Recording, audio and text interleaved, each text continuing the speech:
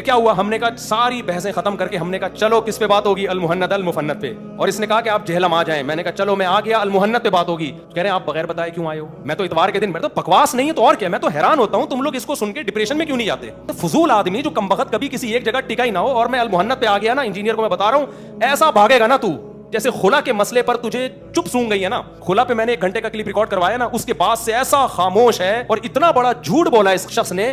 اس نے کہا ہے کہ مفتی صاحب نے اپنا نوالا میرے منہ میں ڈالنے کی کوشش کی ہے. میں نے تو یہ دعویٰ کیا ہی نہیں. یار تم صبح و شام پوڈ کاسٹ میں بھی کہہ رہے ہو کہ عورت یک طرفہ خلا لے سکتی ہے, تم پھر کس منہ سے کہہ رہے ہو کہ میں نے یہ دعویٰ کیا ہی نہیں ہے؟ اور کیسے بے شرم لوگ ہیں جو سامنے بیٹھے ہوئے ہیں, وہ کیوں نہیں پوچھتے کہ یار ہم تجھ سے قرآن و سنت سیکھنے کے لیے آتے ہیں, مفتی صاحب نے 1 گھنٹے کا خلا کا ریکارڈ کروایا, تو اس کا ترجمہ تو نے غلط کیوں کیا آیت کا, اس کا تو پہلے جواب دینا, پھر ہم تجھے آگے چلنے دیں گے. اور یہ تو نے کیسے زنا کے اڈے کھول دیے کہ جب چاہے عورت کو طلاق دے سکتا ہے, اگرچہ گناہ ہوگا لیکن دے سکتا ہے, یہ کیسے تو نے کہہ دیا؟ اب اس کا جواب دینا, اسی طرح سے ریکارڈ کروانا جیسے مفتی صاحب نے ریکارڈ کروایا.